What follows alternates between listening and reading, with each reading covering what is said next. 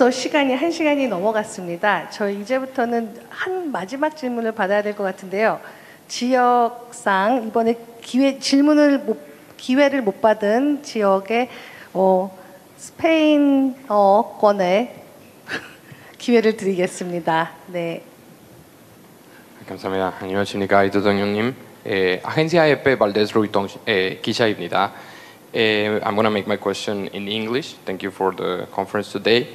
Recently, you commented in social media that the previous government brought the country to the brink of war amid allegations of covert leaflet operations to North Korea, which have been denounced by Pyongyang before the United Nations.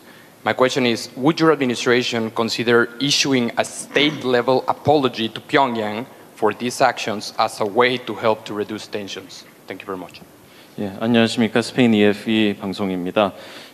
최근에 대통령님께서 SNS에서 전 정부가 대한민국을 전쟁 직전 상태까지 몰고 갔다라고 말씀을 하셨습니다. 그 이유 중 하나는 은밀한 전단지 작전을 북한에서 수행을 했다는 것입니다. 이는 또한 유엔에서 비방을 받기도 한 사안입니다. 그러나 이와 관련해서 대통령님께서 북한과의 긴장을 완화하기 위해서 국가 차원의 사과를 하실 생각이 있으신지 여쭙고 싶습니다. 어떻게 제 마음속을 그렇게 들여다보고 그런 질문을 하신지 모르겠어요. 차마 말을 못하고 있습니다. 저는 사과해야 되지 않을까 생각을 하면서도 자칫 잘못하면 이게 소위 우리말로 하면 종북몰이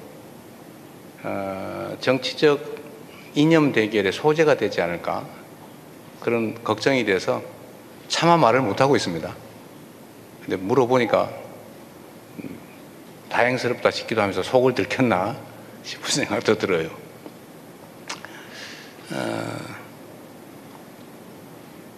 그냥 이 정도로 끝내겠습니다.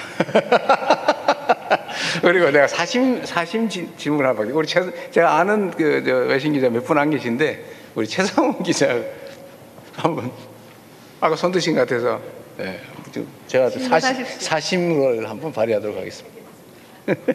기회 줘서 감사합니다. 뉴욕타임즈 최상훈 기자입니다. 좀 디테일한 질문을 두 가지만 드리고 싶은데요.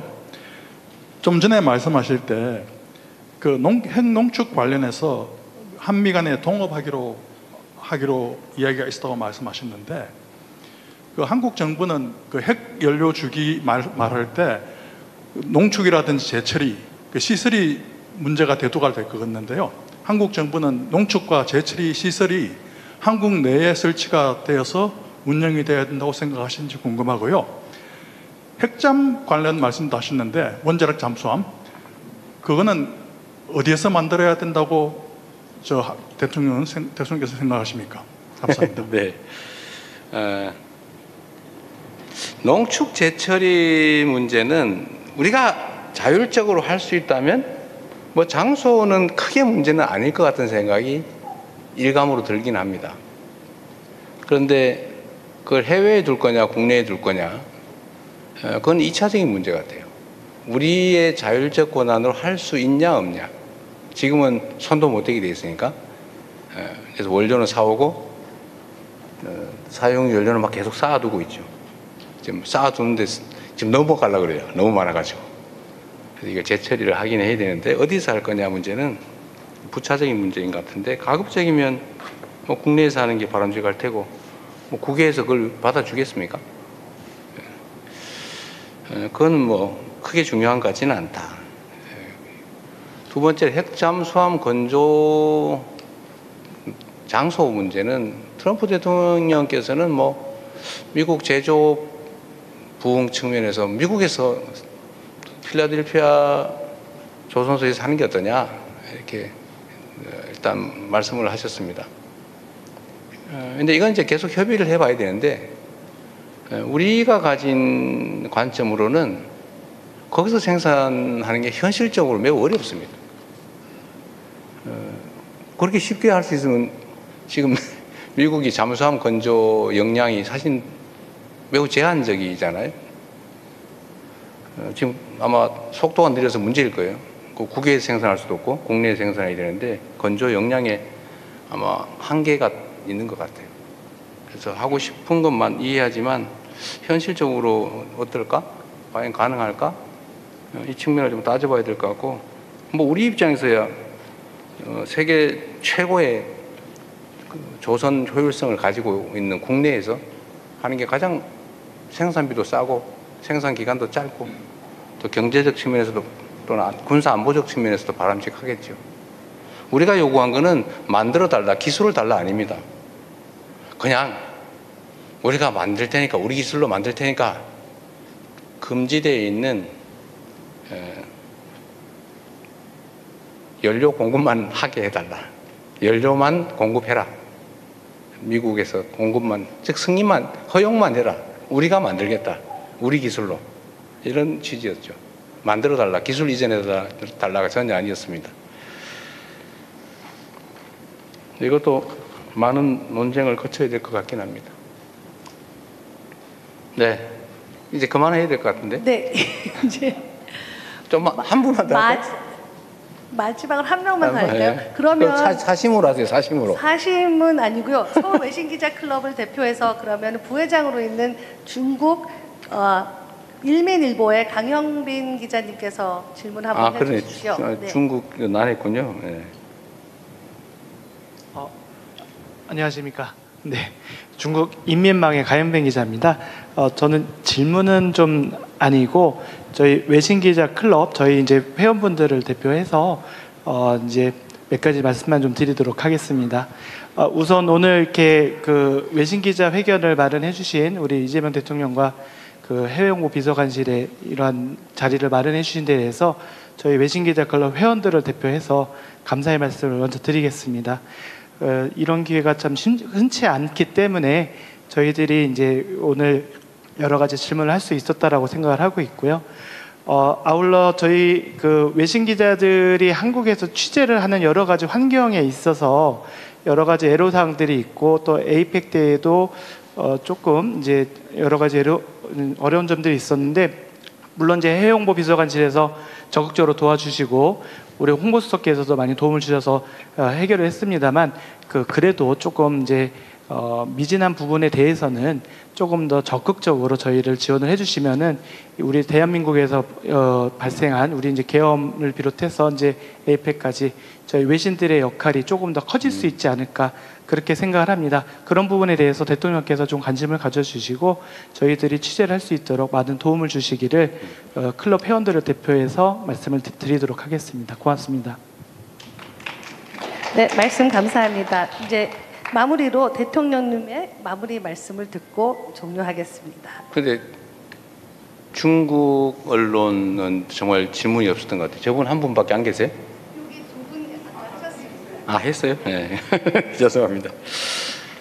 빠진 데 없죠, 그러면? 빠진 데가 없으면 여기까지만 하겠습니다. 외신 취재 지원을 좀 강화해 달라는 말씀은 그건 뭐 전적으로 당연히 그렇게 해야 되는데 좀 부족한 게 있으면 구체적으로 말씀을 하시고 지원은 최대한 해드리도록 하십시오. 언론의 역할은 정말로 중요합니다. 제가 이번 12월 3일 이번 내란 사태를 겪으면서 이제 떠오른 생각들이 몇 개 있었는데 뭐 가장 먼저 떠오른 건 역시 과거의 광주 민주화 운동의 상황이죠. 뭐 제가는 그때 목격하지도 못했고 언론 통제에 속아가지고 광주가 진짜 폭도들이 나라를 뒤집기 위해서 반란을 일으킨 걸로 알았어요. 폭동을 일으킨 걸로 알았습니다. 그래서 군대에 의한 무력 진압이 온당하다 이렇게 생각하고 저도 정부 그다음에 그 사이비 언론들이 속아가지고 그들을 편들어서 광주의 그 억울한 희생자 가족들을 비난했죠. 죽어 마땅하다. 왜 저거밖에 못 죽였나 뭐 이런 식의 주장에 동조했죠. 그래서 언론이란 정말로 중요합니다. 그리고 또 한 가지 생각은 당시에 작전 지휘권, 군대 이동에 관한 권한은 미군이 가지고 있었는데 어쨌든 공수부대들이 광주로 다 이동해가지고 학살을 자행할 때 저는 지금 그게 어떻게 정리되는지 모르겠지만 이 군대에 대한 지휘 권한을 가지고 있는 미국 당국이 최소한 방임, 동조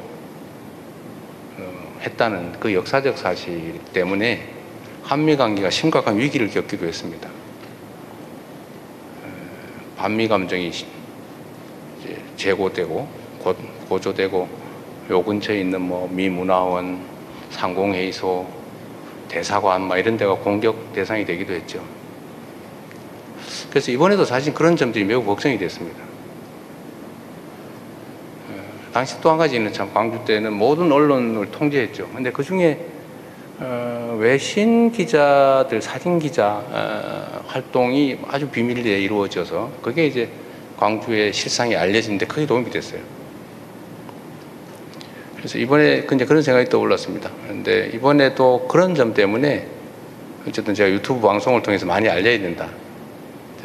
우리가 언론의 역할을 대신해야 된다. 그런 생각도 하고 또 미 대사관 또 미 당국하고도 연락을 많이 했어요.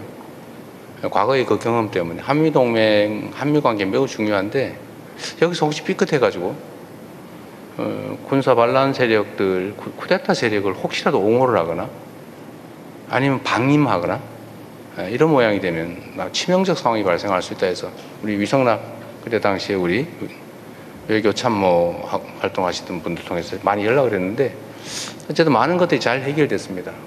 아주 빠르게